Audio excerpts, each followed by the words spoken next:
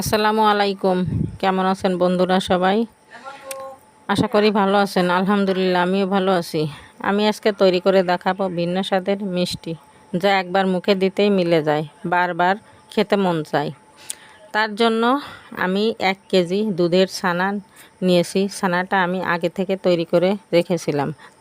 তার সাথে দিয়ে দেব 1.5 কাপ চিনি, 1 কাপ কনডেন্স মিল্ক ও সামান্য লিকুইড দুধ।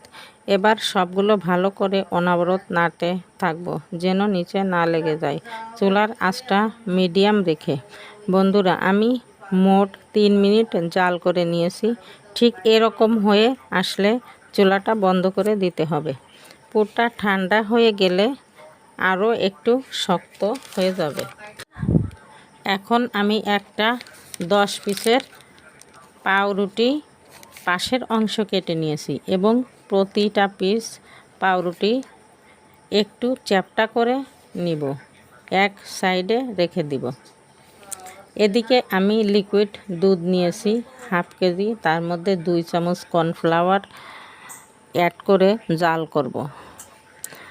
আর আমি পাউরুটিটা চ্যাপ্টা করে রেখেছিলাম, সেই পাউরুটির মাঝখানে ছানা দিয়ে যে পুরটা রেডি করে রেখেছিলাম সেখান থেকে পরিমাণ মতো লম্বা করে রুটিটা পেঁচিয়ে দিব। বন্ধুরা, আপনারা একবার হলেও আমার এই রেসিপি ফলো করে বানিয়ে খাবেন। এটা আসলেও খুব টেস্টি, তবে একটু বড় সাইজের পাউরুটি ব্যবহার করিবেন। আমার রুটিটা একটু ছোট হয়ে গিয়েছে।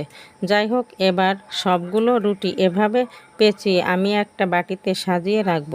তারপর যে দুধটা জাল করে রেখেছিলাম সেই দুধটা হালকা গরম অবস্থায় মিষ্টির উপরে দিয়ে কিছু পোস্ত বাদাম কুচি ও কাজু বাদাম কুচি দিয়ে দেব এবং গুঁড়ো দুধ ছিটিয়ে দেব।